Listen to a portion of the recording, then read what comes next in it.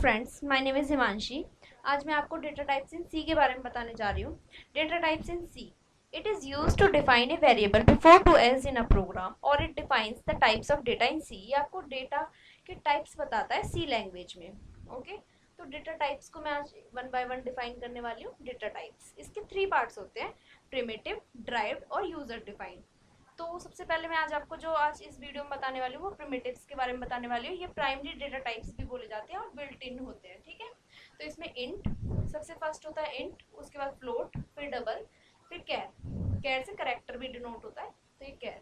उसके बाद आते हैं drive data types, array, function और पॉइंटर। उसके बाद थर्ड यूजर डिफाइन के भी 3 होते हैं, स्ट्रक्चर, यूनियन और इनम। तो मैं आपको प्रिमिटिव के पार्ट्स के बारे में वन बाय वन डिफाइन करने जा रही हूँ। सबसे पहले इसमें है इंट।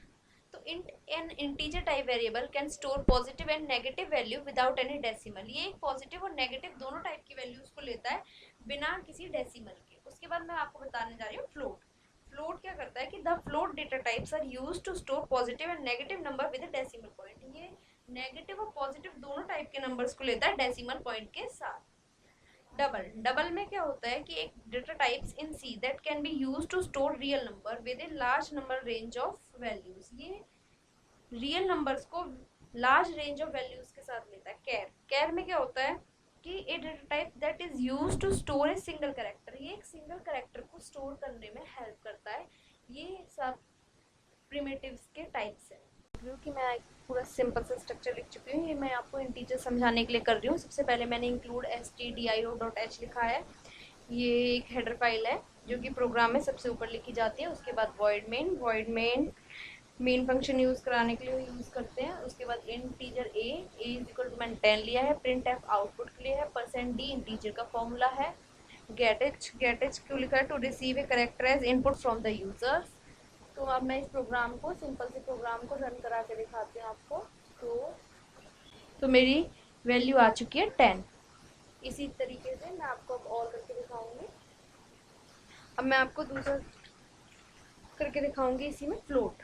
फ्लोट के लिए हमें क्या करना होता है कि इसी सिंपल से स्ट्रक्चर में मैं आपको समझा देते हैं। यहाँ पे मैं इसकी जगह पे, इंट की जगह पे लिख देती हूँ फ्लोट डेटा टाइप। तो मैंने यहाँ पे लिख दिया फ्लोट। तो फ्लोट की वैल्यू भी मैंने इज इक्वल टू, इसमें वैल्यू थोड़ी सी चेंज होगी, 10.45 कर देती हूँ यहाँ पे। ठीक है, 10.45। इसके बाद जैसे फ्लोट का फॉर्मूला हो जाएगा %f। फ्लोट के लिए हम फॉर्मूला यूज़ करेंगे %f। अब मैं इस प्रोग्राम को आपको रन करा के दिखाती हूँ। अब मैंने आपको ये प्रोग्राम रन करके दिखाया तो इसकी वैल्यू आ गई 10.450000। तो इसकी वैल्यू आ गई। अब डबल के लिए कराने जा रही तो डबल के लिए फिर से सेम, पूरा सिंटैक्स सेम है, बस यहाँ पे डबल लिख दिया है मैंने फ्लोट की जगह पे और वैल्यू चेंज कर दिया। मैंने 100.995 ले ली है और मैंने डबल का फॉर्मूला लगा दिया LF। डबल का फॉर्मूला होता है LF। अब मैं इसको प्रोग्राम को रन करा के दिखाऊंगी आपको। प्रोग्राम रन होने के बाद हमारी वैल्यू आ गई 100.995। कैर को समझाने के लिए दोबारा से एक सिंपल सा स्ट्रक्चर लिया है। तो मैंने सबसे फर्स्ट लाइन में लिखा है इंक्लूड stdio.h। ठीक है, तो ये मेन हेडिंग है, फर्स्ट हेडिंग है। उसके बाद वॉइड मेन फंक्शन कैर। उसके बाद मैंने प्रिंट एफ आउटपुट किया है। इसके अंदर मैंने लिखा है एंटर एनी करेक्टर। तो जो भी मैं करेक्टर एंटर करूंगी उसकी वैल्यू बता देगा मुझे। स्कैन एफ, इसमें %c करेक्टर का फॉर्मूला है एंड ch लिख दिया मैंने।